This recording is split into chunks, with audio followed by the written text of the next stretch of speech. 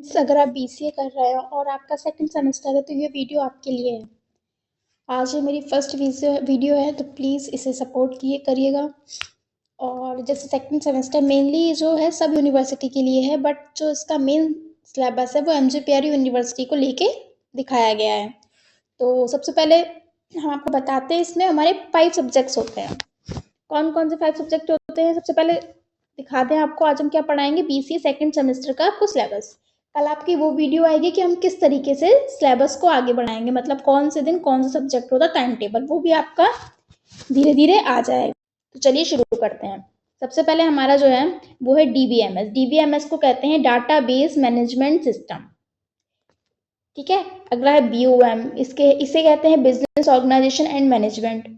Next data structure using C, इसमें C language का ही यूज करके डाटा स्ट्रक्चर बनाया गया है। Digital electronic and E governance और मैथमेटिक्स। अब इसका क्या खेल है ये हम आपको बताते हैं। देखिए, जो मैथमेटिक्स है, जिनके पास ट्वेल्थ में मैथमेटिक्स थी उनके पास अभी मैथमेटिक्स नहीं होगी, उनके पास होगी ई गवर्नेंस। लेकिन जिनके पास ट्वेल्थ में मैथमेटिक्स नहीं थी, मतलब कोई और स्ट्रीम थी, बायो, कंप्यूटर, ईटीसी, तो उनके पास अभी मैथमेटिक्स होगी। ये आपको ध्यान रखना है, ठीक है। फिर अब चलिए आगे आते हैं। हमारा ये आ गए। अब हमारा सबसे पहले आया है डीबीएमएस। सबसे पहले फर्स्ट सब्जेक्ट के बारे में आपको बताया जा रहा है, डीबीएमएस डाटाबेस मैनेजमेंट सिस्टम। इसके बारे में आपको बताएं, इसमें कितनी यूनिट्स होती हैं? इसमें 5 यूनिट्स होती हैं।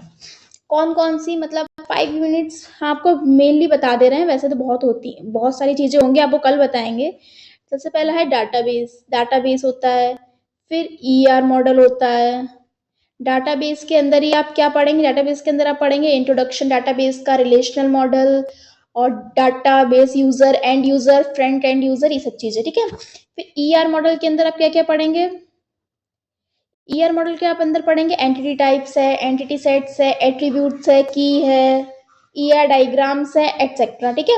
इतना पढ़ने के बाद फिर आपका नेक्स्ट चीज आती है, इसमें है रिलेशनल डाटा मॉडल। इसके अंदर भी आप बहुत सारी चीजें पढ़ेंगे, 1NF 2NF 3NF वाली ये सब चीजें, ठीक है। इसके बाद ये हो गया। फिर इसके बाद हम क्या पढ़ाएंगे, इसके बाद नेक्स्ट चीज है हमारी एसक्यूएल। एसक्यूएल की फुल फॉर्म क्या होती है? Structure query language. इसके अंदर भी आप सब कुछ पढ़ेंगे। और लास्ट यूनिट है सिक्योरिटी इंटेग्रिटी वाली। ये इतनी चीजें आप पढ़ लेंगे, ठीक है। अब नेक्स्ट हमारा जो सब्जेक्ट आता है वो है बीओएम।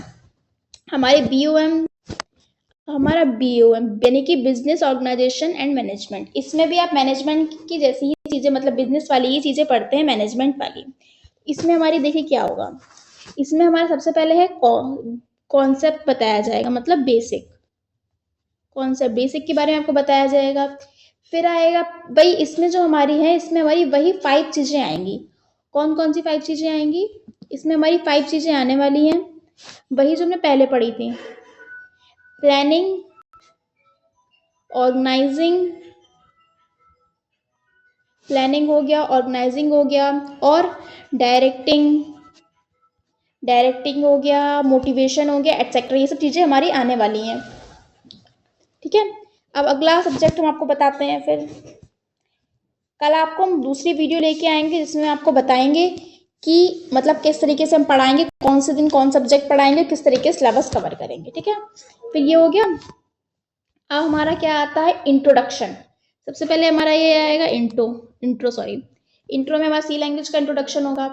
फिर वही है, स्टैक्स है, क्वेरी है, एरे है, स्ट्रिंग है, ये सारे फंक्शन हमारे में डिफाइन होंगे, ठीक है। एंड अब हमारा सब्जेक्ट आता है डिजिटल इलेक्ट्रॉनिक।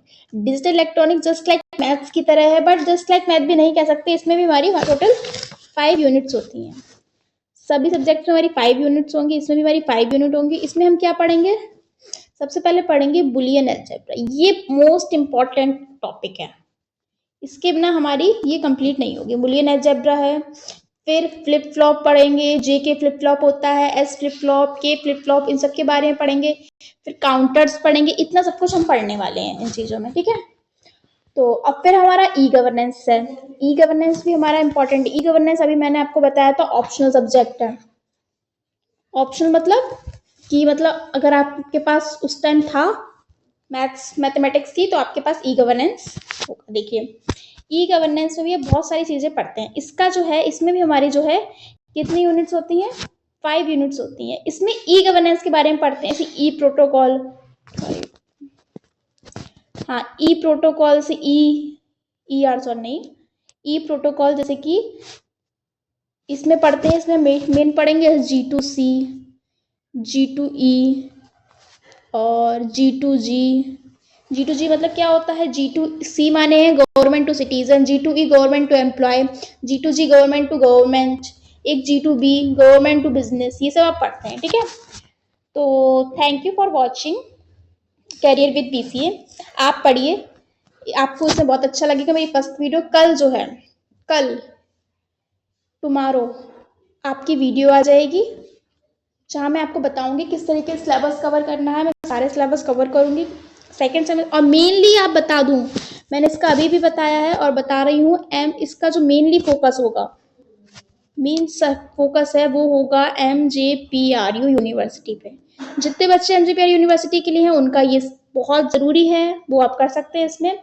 चलिए, thank you for watching my video. Please subscribe करिएगा, प्लीज़ सपोर्ट करिएगा। Thank you so much for everyone.